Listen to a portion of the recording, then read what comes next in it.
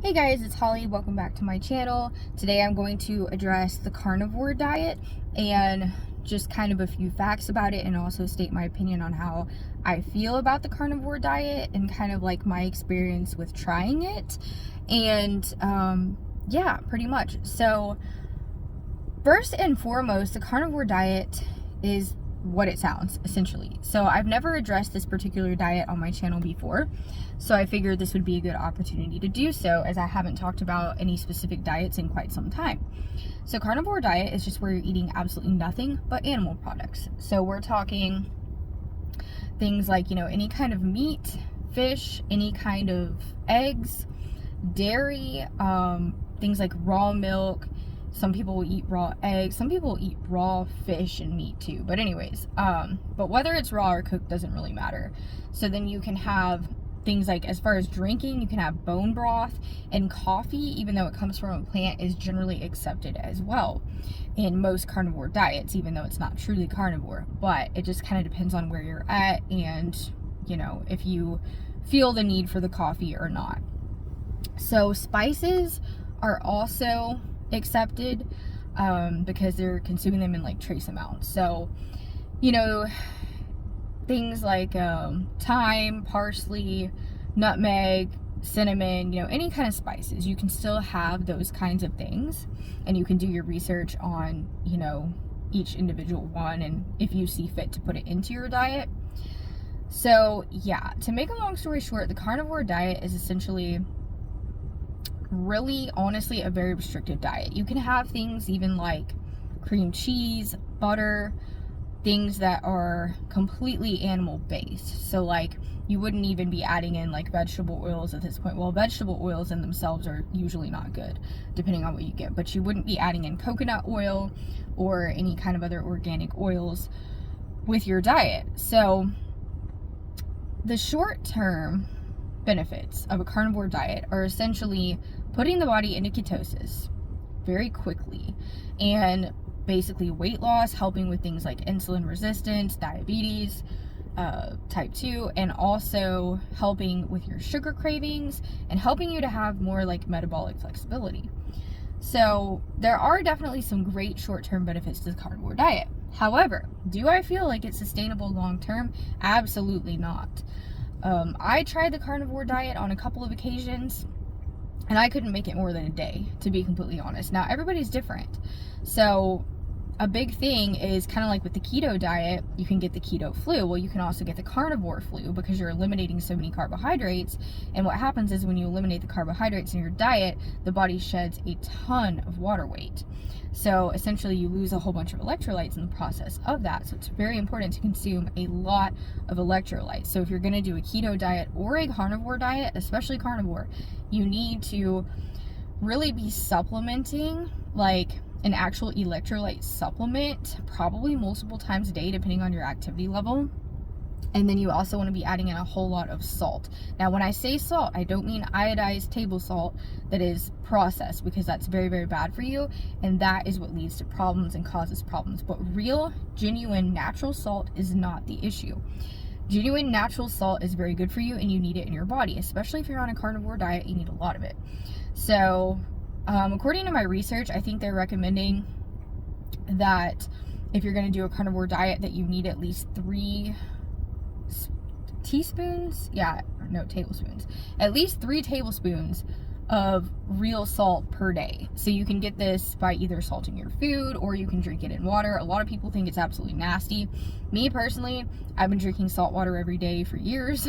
So I do a lot of pink Himalayan salt, but you can also do kosher salt, rock salt, or you can just do plain regular white salt that's not processed or iodized. So you just don't want to be going with iodized, processed, really fine grit salt, because that is not good for you. So plenty of salt, plenty of electrolytes in the diet if you're going to try the carnivore diet. Now, I highly recommend, if you are going to try it, that you just start slow. Just don't have any expectations. Like I say, the same thing with every type of diet. If you feel like this is something that might be beneficial for you, then, go for it. If it were me, I definitely wouldn't do it for more than like a week. And that's just my personal opinion. There are a lot of different takes on it. there's some people, some YouTubers, they've been doing carnivore diet for like such a long time. There's also this thing called ketovore, which is where people will consume a combination of a carnivore and a keto diet. Like they might add in a vegetable here and there or something like that. So it really is up to you. You have to use your own judgment and decide, do you think the carnivore diet could be beneficial for you?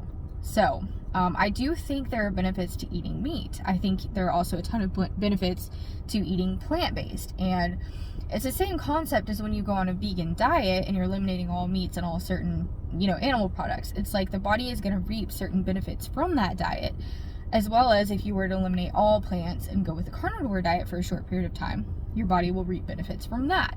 So it's kind of like you don't want to constantly flip-flop back and forth with different diets, but experimentation and kind of seeing how your body reacts to different diets, I think, is a really beneficial thing, and not necessarily just for weight loss, but for other ailments in the body, inflammation and things of that nature. So with the carnivore diet, a lot of people have reported large improvements in their insulin resistance, and they're improving their insulin sensitivity and blood sugar levels, whether someone has borderline blood sugar, if they're insulin resistant, like I said before, or if they are in fact pre-diabetic or even type 2 diabetic. So, before you start any diet, you always want to talk to your doctor first. I always tell you. I am not a doctor. I'm also not a dietitian. I'm not a nutritionist. However, I've studied things like this my whole entire life and continue to study them, and I always will. It's just who I am. It's what I do. But me, will I ever try the carnivore diet again? Probably not. If I do, it would probably be for a day or two. And, it's hard to really get much benefit out of just doing a day or two. But my body personally, I need carbohydrates. I just can't function if I don't have some carbohydrates in my diet. But ideally, I personally thrive on a pretty high carbohydrate diet, and I'm not talking simple carbs like cakes and cookies and things like that. I'm not talking white bread. I'm talking complex carbohydrates, whole grains, whole fruits, things like that. And so honestly, in my opinion, I don't think there's anything wrong with that. I think to each his own. Each individual is going to have a completely different requirement as to what they need for them. So with that being said, that's pretty much all I have to say on the carnivore diet.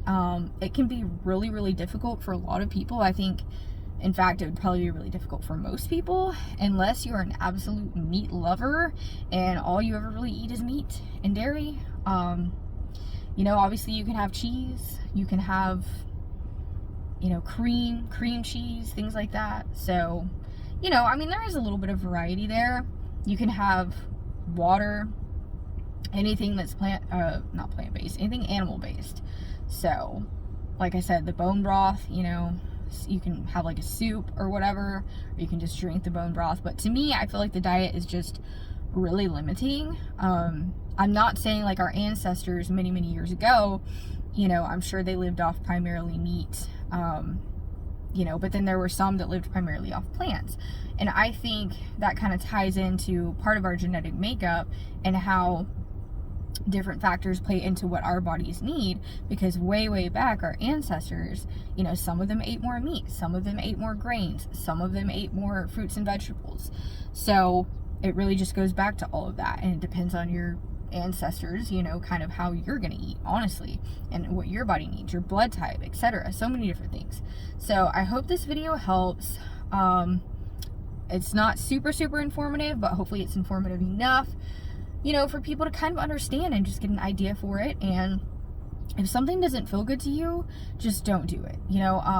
If you start a diet and you just feel really bad, you don't feel good, honestly, that is telling your body, you have to listen to your body. And I don't mean listen to your body like your body tells you, I want pizza, or I've got to have a muffin, because that's not always the case. But, we're talking about intuitive eating and taking care of your body and listening to your body and what it wants. Well, you have to just think logically, but in the same point, think about the concept of, does my body really just want nothing but meat and eggs for a whole entire week or two? Or does my body want nothing but plants for a week or two?